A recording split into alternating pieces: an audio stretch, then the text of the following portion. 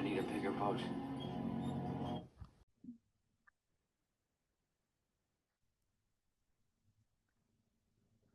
There we go.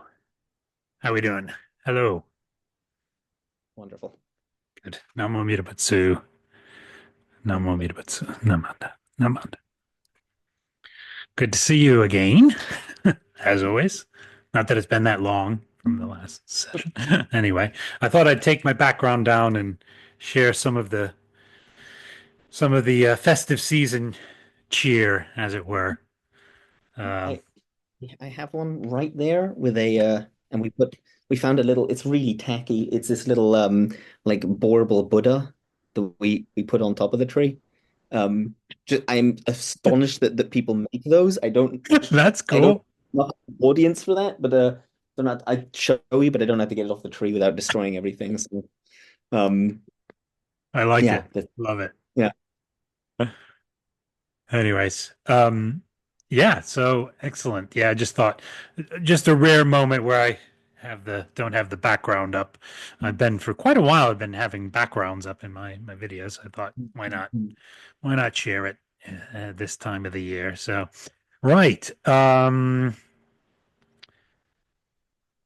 Let me just yeah, I'm just trying to get my topic, what I'm going to read here for my topic. You and I had some discussions via, as I often do with my Dharma brothers, discussions via, private messenger on various platforms. And I kind of was sharing how probably my last big doubt, what my the last really the core doubt was, that I've talked at length about with Kilcan,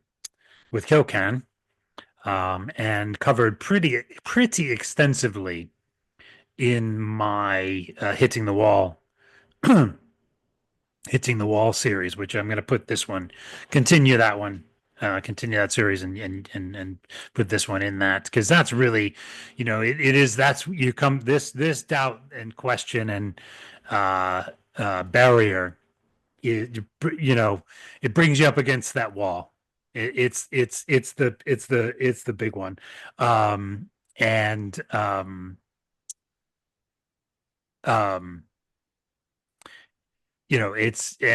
always beneath the surface. It's always but it's still there. And there's at times where most of the time it's not heavily upon me, but sometimes once a week for a few hours or a day, sometimes once a month, sometimes once a quarter, sometimes a couple times a year. Periodically, this doubt really rears its head, and I can't get around it. And I used to just kind of ignore it.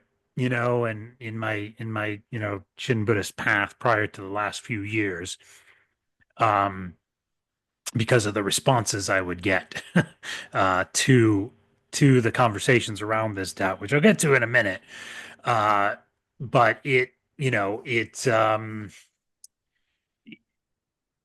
big one. This Mm. is the big one. Uh, this is the core one, and not a lot of people can really, I think, effectively talk about this one because of, for whatever reason, their own limitations, their own fears and doubts themselves, or their own not ever having experienced it in the same way. But who knows? Whatever it is, I've not gotten good reactions. So anyway, but so yeah, let me just get to it. I'll read it and then we'll go from there. Um, so my last sort of doubt is, I'll just read it I'll read the verbatim the message I sent Mm. you, and because you thought that was a good idea to just read it, as is, and as did I. But so my sort of last core doubt is the big one. Underlyingly, I fear it's I fear, underlyingly, I fear that the Buddha Dharma is just one big cope, quote unquote, um, the ultimate cope and wishful thinking. A very good and well developed one, but a cope just the same. Deep within me, I fear our existence is all just an absurd, existential, nightmarish, shitty multiverse signifying nothing. And there's no rebirth, no bit of nature, no anything but the naturalistic, indifferent multiverse doing what it does. And I fear that we experience so called consciousness due to evolutionary adaptation alone without any spiritual or mind stream or karmic configurations or Buddha nature. This has always been the big one, the big doubt and fear. It arises on it arises on at least a monthly or weekly basis, even still, uh, for a day or a few hours. And when I go into this mind state, frankly, it's horrid, disturbing, amplifying any depression and anxiety, hopelessness, etc.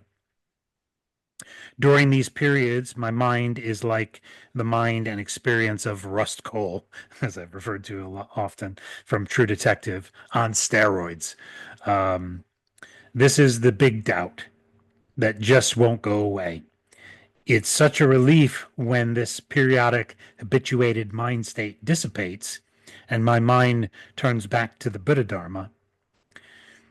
So it's a huge relief when I finally kind of go back to being in the, mindset of the Dharma, the Buddha Dharma. Um, this core, this core doubt barrier, it's not just this core doubt barrier, it's not just some philosophical dalliance or musings. It is a very real, very painful, visceral part of my experience of life for a very long time. It seems like this it seems like this is the core, visceral, deeply entrenched doubt question barrier and is the one that underlies any and all of them. And I can't talk myself out of it, and neither can anyone else, because I know and have heard all the arguments, rationalizations, trivializations, and any other way that people just haven't wanted or weren't able to truly understand or deal with this doubt.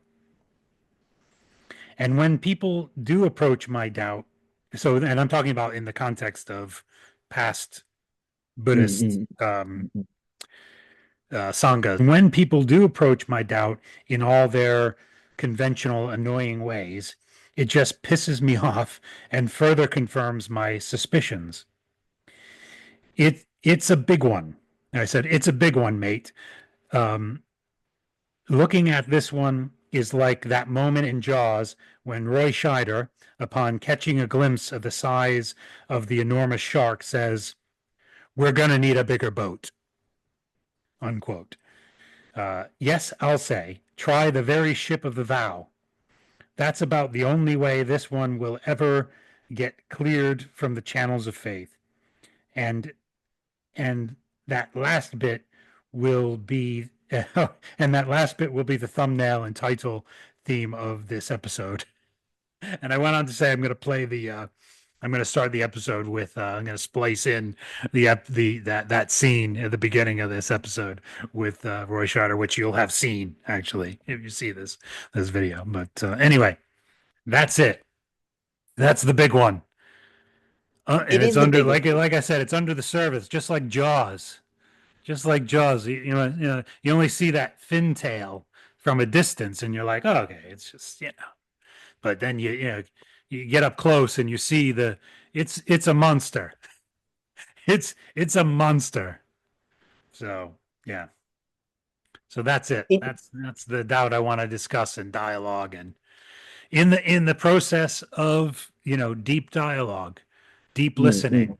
This process that Amita, that's Amita's practice. That is our response to his call that is part of our response to his call. Our deep dialogue, our, getting out from overhedge and speaking up and putting it out there. And I think, the Dharma can handle it. I think Buddhism can handle it. I think Amida Buddha can handle it. Me having this depth and scale of questions, and I can't see. I don't know. It's hard not to see this not being something that arises in people in our day and age, and um, you know, so-called modern culture. So anyway, yeah, that's it. I Well, just need to please continue. I'm just gonna let the puppies back in. it's it's very appropriate that you ended it on that note because I think that's a really good segue in because I think this is the issue for people in modernity, right? I think this is the doubt, right? I mean, maybe not exactly the way you've articulated it, but if you'll, I mean, tell me if you think this is inaccurate, but I think what you have is a subspecies of the doubt of, how do I know any of it's true? How do I know it's not just Yeah, bullshit? I mean, you put it more sort of, you're a bit more specific. There's more nuances to it, but it's yeah, under that heading, right? I don't think there is anyone, maybe a few lucky people, right? But I don't think there's anyone in modernity who hasn't wrestled with that, right? I mean, I certainly have, right? And the thing is, and also this kind of set or connects to the other groups you were referencing earlier. Um, One of the big mistakes people make is that like Shinran never talks about this. There is not one single reference to this issue anywhere in Shinran Shonen or Renyu Shonen or any of it, because that's not what they mean by doubt, right? This kind of doubt is something much more radical, right? The kind of is any of it real? And those the groups you're talking about, they kind of conflate the two, which I don't think is helpful. I think then that results in sort of unhelpful replies because Shinran Shonen, like all those, not just him, all these doctrinal teachings, right? They're speaking about something very specific, right? Which is doubt pertaining to your salvation. Are you saved by Amida? That's what they're talking about. They don't talk about, are the Buddhas real? Is the Buddha Dharma real? Because in the time that they were writing, no one questioned that, right? And even the people who did question that, it was they were questioning it in the sense of like, no, Shinto is better. Or exactly. no, That's exactly Hinduism has it right. Or yeah, like, no, you've just got like some weird confused version of Taoism. This is the real deal, right? Or like, no, you attain exactly. enlightenment, moral perfection, the Confucian way, all this like, Buddhist stuff is just confused. But they weren't like, you know, in sort of their essential like metaphysical worldview, it had much more in common with it than I mean, in sort of they weren't doubting that aspect. They weren't proposing what you were saying, like everything's just a confusing, meaningless mess, right? Like that just wasn't on the horizon. Um, and that makes it really difficult. And the thing is, and I don't want to sound like I'm speaking as an authority because I'm not. Like I'm not a priest. I'm nobody, right? I'm just like only approaching this as like a friend saying this was my experience, this is how I dealt with that, right? And like hopefully that's of benefit to you, or and also people listening. But it's like for me the major breakthrough was realizing that that's not what Shinjin addresses, right? Like that's not the certainty that Shinjin gives, but somehow sort of circuitously it does. And just bear with me Hmm, with this. So interesting. what what the doubt that is settled when you have Shinjin, right? What you don't doubt anymore. What I can really say, like it's a truth that insists upon itself, right? Like that, I cannot resist, and probably have like an experiential knowledge of what I'm talking about. Is that I'm saved, right? Amida's saved me, and I experienced that almost in like almost viscerally, right? Like almost in a tactile sense of being Mhm, embraced, right? mhm, And it's an absolute certainty, and it's like one of those things that like even if I try to say, oh no, no, entertain, like try to deny it, it insists upon itself, right? It's like, and I know I'm very idiosyncratic in this, but to me, much of understanding Shinjin is by it's not the same thing, and there's differences, but by way of reference to romantic love, right? Like I can, if I'm in love with someone, you can deny that you're in love with that person, but it insists upon itself, right? This knowledge, um, and there's just that certainty, and it's not like a rational certainty. And I think when there's a few things I have to like pick at here because there's a lot of opportunity for misunderstanding. When I say it's not rational, I don't mean it's irrational, right? One of the problems with the modern worldview is we see rational thought as the highest form of thought, right? There's rational thought, there's sub-rational thought. Modernity only recognizes those two. There's also supra-rational thought, right? Prajna, right? Or Mm, jnana. There's a mm, few words yep. in Buddhist Sanskrit. But like, Plato had a word for it too. It's called gnosis.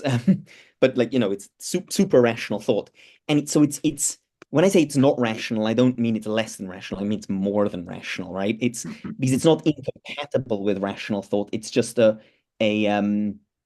a certainty that insists upon itself.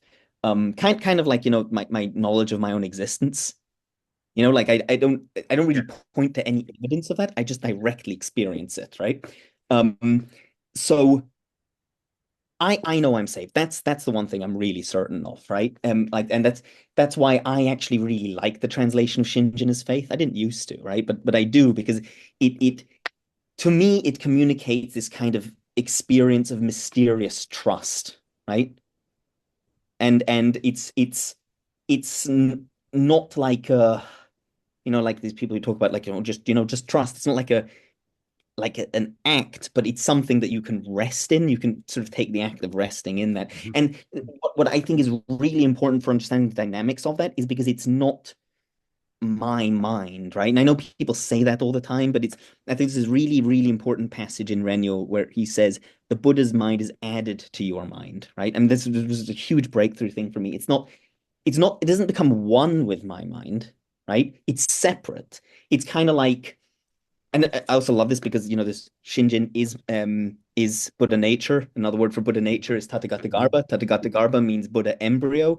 And an embryo, what is that? That's another body within a person's body, right? Like the embryo within the woman isn't the woman's body, it's another body within the woman's body, right? And that's also how the Buddha's mind relates to my mind. It's not my mind, it's like another mind impregnated in my mind. So that's why my doubts can't assail it. And that's also why I can't really take ownership of it. That's why it insists upon itself. Does that make sense? It's like this almost like in a sense, in yeah, it's in there, but it's also external, right? Like it's just Mhm. Mhm. this. I know I keep repeating myself, but this thought that insists upon itself, right? So I can rest in that, and the reason it's stable is because it's not doesn't belong to me, right? Um, and if that is true, if it's true that I'm saved, right? Then everything else, right? The reality of the Buddha Dharma kind of follows from that. I use a term, which I'm not sure if I'm using a term. Maybe I'll take umbrage with this later on when I think about it more, and I'm sure maybe other people don't won't like it, but it's like Yeah. I can maybe it's a little too rationalistic, but like I have this one fact, I know I'm saved, right? From that I can deduce the rest, right? So if I know I'm saved by the Buddha, then the Buddha must exist. Shinjin is not the knowledge of the Buddha's existence; it's the knowledge of being saved, right? But like, well, the Buddha mustn't be there if he's saving me. And it kind of reminds me of that that quote from Shinran Shonen about like, well, I know the Buddha's the primal vow is true, therefore Shikyamuni's words must be true. So it flows from that, Mm, and mm. I don't have like, yeah, that's why just sort of stuff I can sort of be, I don't know, there's more than one way I could see it going, or, I don't have certain about, I mean, like within the Buddha Dharma, right? Yeah. I don't really know about this or that, or, whatever. Yep. Yep. Yeah. But, there must be truth to it, right? Because this most crucial thing is true. And I don't know if that like, and so when when you have I have that thought too, right? Because those thoughts belong to my mind, right? The thought of like, well, what if it's all bullshit? What if it's all cope, right? I mean, Yeah. because I thought it's a really good way of putting it. Um, okay, but that thought swirls around in my head, but there's this other idea, the knowledge of my salvation, which is in my head, which is impregnated in it from without. and I can rest on that because that doesn't belong to me. This doubt belongs to me, but this other the Shinjin doesn't. Mm. So the faith is what I can rest on, and and that resolves it for me. And it resolves it for me not in the sense of like it goes away. It's still there, but it's I mean, you know the like Matrix brain in a vat thing, right? Like I might not know anything I know. Like I don't know that this phone's actually in front of me, right? That could be a delusion. It could be, the Matrix pumping it in, right? But what I know with certainty is my shin is the fact of my salvation. So I can kind of have these from myself, right? The thought doesn't go away of the possibility of that as a conceptual abstraction, right? And the best way Yeah, I can put it is like the doubt belongs to my mind, right? But I don't yeah, rely on that yeah, as an unsteady source of it. You know what I mean? It's like I could have a source of yeah, information, but tell me it's not a reliable source of information. This other thing, I don't get any other data from it, but I get this one data point, and I know that data point is factual, so I hang on to that. And I'm probably putting this in too rational terms, and I don't know if that helps other people. It's very difficult to articulate because it's something yeah, very yeah, existentially experienced, but yep, yep. that's that for It, me, and that's how I can like the shark loses its teeth, if you put it that way, mm, right? Like he's mm, still there, right? But like he's just giving you his gums and it doesn't bite anymore. yeah, It's like, yeah. okay, whatever, man, you're there. My boat's fine. You can flop around all you want. It's not going to affect me. Doesn't make Yeah, no, it and makes and sense. Yeah, does yeah, make yeah, sense what and you're just saying. and it wasn't for me. It wasn't like this kind of moment of that means it's there's no more pain. And really, I think you articulate very very well when you say it's painful, right? Yeah, Doesn't mean that it's kind of like it slowly, gradually dissolves, and like I see the shark, there's a shark rise up, but I just don't care, like it just doesn't have an impact. So, and the only way to get to there is this. It's kind of it's a gradual process that came from not engaging with my mind, not fighting the yes, shark, but just kind of yeah, flopping yeah, back onto the if to extend the metaphor, but flopping back yep. onto the deck. Just rest in that knowledge, like and It, like you know what I mean? Yeah, yeah, I sorry. do see what you're saying, and just to kind of um flesh out something you were kind of or bring make add something to while you're kind of saying this is the strength of it isn't what it once was. Mm-mm. This uh thing I've just described in in that text to you and that I've read and at length in the previous videos in the series. um it used to stay with me for years or months or days or weeks at a time, and it would really suck. It really, it really, and that's just gradually, it's that water on stone that, we, we Mm-mm-mm-mm. use that analogy we use quite a bit. It's just slowly, gradually been losing its strength and power. But one other thing I should say about this, and I don't know if I've covered this in or articulated this in the previous episodes in this series or other videos that I've done, or Dharma dialogues I've done with Kyokan, is me coming to this place was not through some philosophical journey or something. It was I came through it through my experience, and then you know in the latter parts of high school and getting into university, started to find words for it in philosophy and books. So it's something that arose from my conclusions based on my own mental, karmic limitations, as it were, but what have you, you know, my experience, based on my experience, I came to a lot of these conclusions and then just found, oh, there's other people that have experienced this, or later on I'd be reading things in philosophy that are more atheistic or, in existentialism or whatever. And I'd go, oh, now I get what they mean. And I'd suddenly relate it back to my own experience. I just didn't have the connection. But do you see what I mean? It's something that arose because of the way my life has gone. I won't go into details of my life experience, but you know, how do I put it? And none of this is me feeling sorry for myself or a pity party or anything like that. But just, as a Buddhist, I recognize it as, my karmic causes and conditions, and then that's how things ripened and unfolded in this life, So as a Buddhist, that's the relieving part of Buddhism is, when you can look at these bad things that have happened in your life. Some of them really bad, some of them really, really bad, total life altering, totally life, um, um, quality of life diminishing, and things that stay with you your whole life and warp you and you know what I Okay, mean in all kinds of it's ways. frozen. But do you see what I Nope, mean? it's not on my end.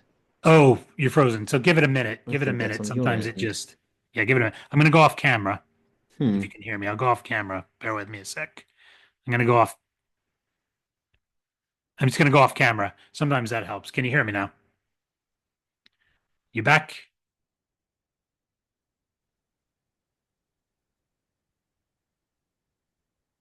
Go off camera if you can hear me.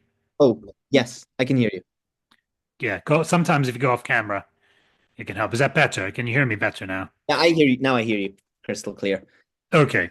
So I'm not sure when's the It last thing you was heard? quality of life altering. Yeah. So quality of life altering, quality of life diminishing things that happen that to people, that, it because of Buddhism. It was quite relieving the teachings about karma because I was able to look at it a different way and wasn't just so angry. But without Buddhism, I'm just angry, just Hmm, angry, hmm, hmm. it was just completely, and things happened for no reason. It's just because life sucks. Basically. Um, again, this is really oversimplifying and trivializing the whole thing. But anyway, these doubts and questions and uh fears about the universe being this way as opposed to the way that Buddhism teaches uh it um is something that, like I said, it was from life experience, and then studying philosophy and reading philosophy and things gave it a name. Gave it a Hmm, hmm. do you see what I mean? That's the difference. That's why I say this isn't just from a you know I Although didn't no, I yeah. completely understand what you're saying. And Because so no, go on. Somebody, please go on. yeah, so I mean another thing that's relieving is in the context of that kind of worldview or experience. It's just there's no meaning to anything. It's just absurd. It literally is the bumper sticker. Life sucks and then you die. That literally is what that is. That's how I see it. That's how I experience it. Um, and so, is it such a bad thing to have a cope? You know what I mean? And I've there's a lot of things I did in my life to to cope with it that weren't very healthy ways of coping. And trying to escape that, escape this experience, these, this way of experiencing and viewing the world. Um, and the pain of my past, experiences and things.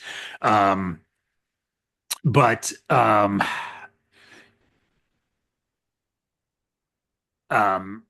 whereas I see spirituality is probably the healthiest, the healthiest of the ways that I tried to cope.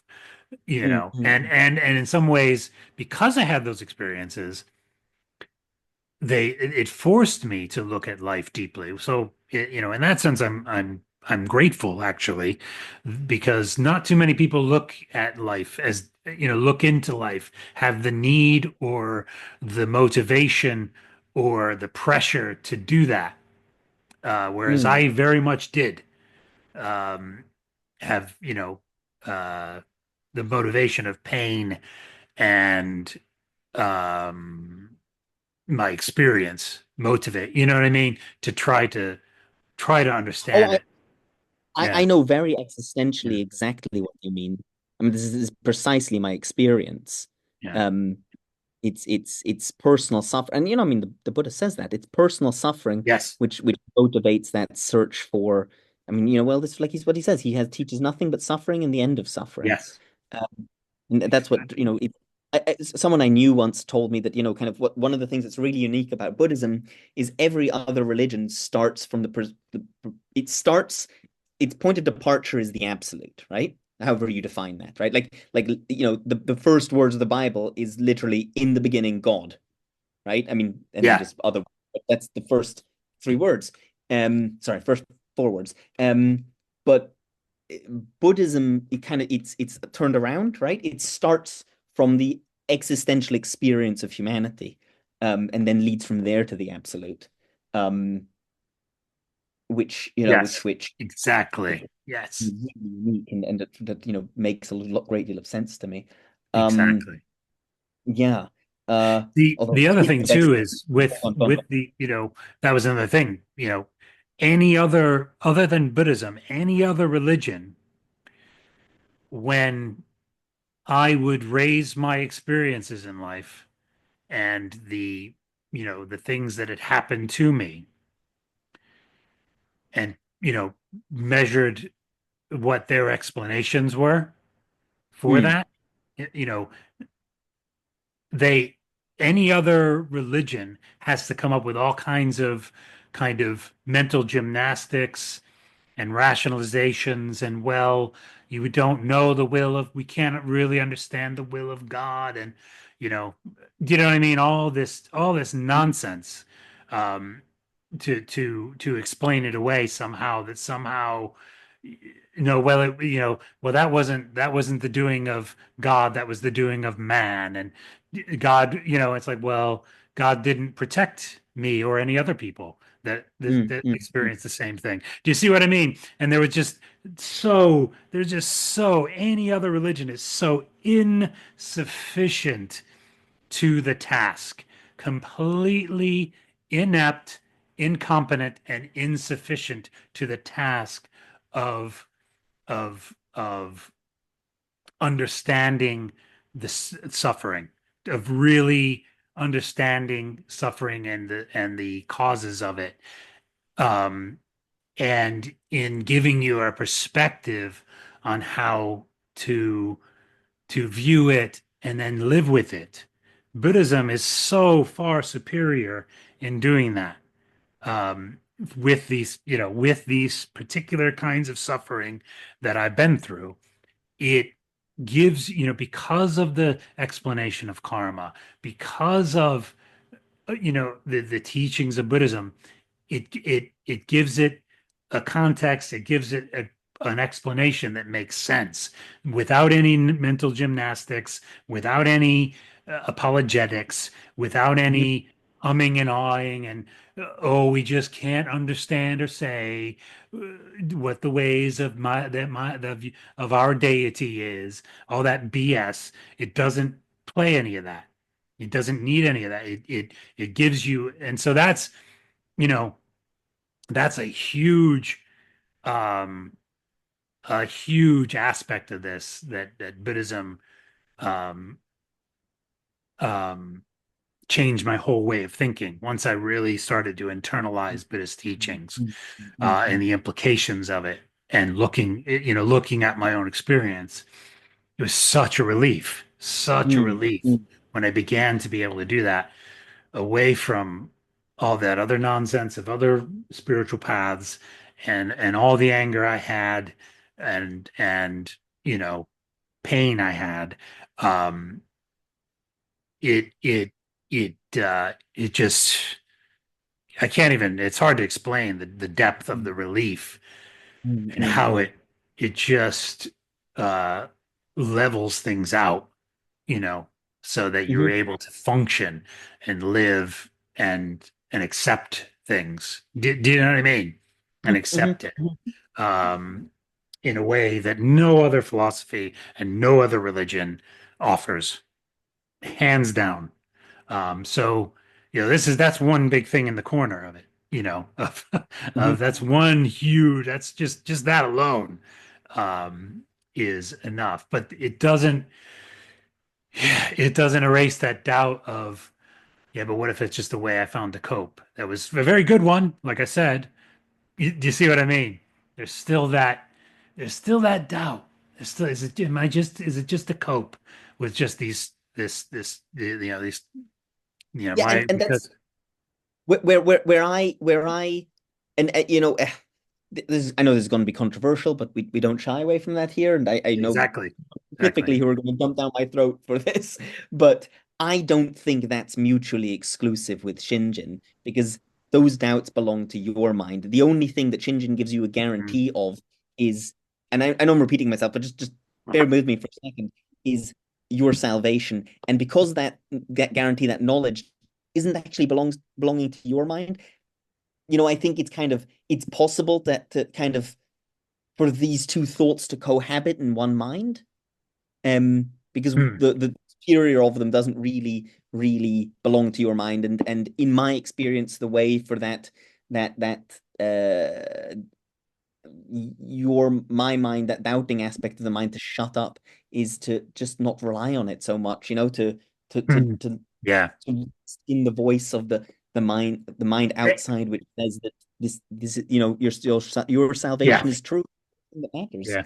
um we only have a couple of minutes, so let me Yeah. throw one And that, well, thing I'll tell in. you, that's kind of what I was Yeah, describing earlier by saying yeah, more and more, I rely more and more on the Buddha Dharma and the teachings and all the ways that the teachings have been verified to me already. Do you see what exactly, I mean? exactly. Yeah, yeah, and it's a And my gradual shift. experience within that and and I compare the experience of being in the flow of the Buddha Dharma and that kind of way of life, and all the benefits and how that, the peace and the acceptance and the way I'm able to function much better compared Mm-hmm. to when I'm not in that flow, and in these doubts, how hard it's just, there's no comparison. Do you see what I mean?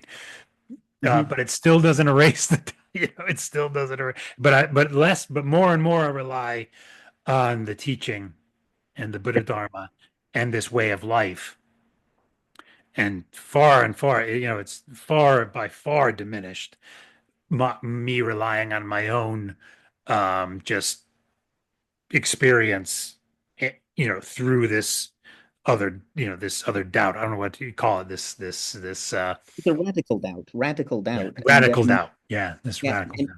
So radical doubt gives you suffering. So, you know, rest in the Buddha instead. yeah. Don't allow, no reason to allow yourself to suffer. Yeah, I mean, we're just going to cut off any second. No, So, exactly, but no, this is obviously an no, ongoing. We'll do yeah. we'll do more Another sessions one. on this topic, but yeah, we probably should. We'll do good discussion. Thank you so much for Yes, giving well, me this likewise. Wonderful. opportunity to dialogue about this further, and we'll do more. We'll definitely do more of this. So, thank you very much. So, Namo Amida Butsu, Namo Midabutsu. Namo Namo Butsu, Namo Butsu, Namanda, Naman, it's Naman. Midabutsu. All right, take care, my friend. Bye for All the now. best. All the best. Bye.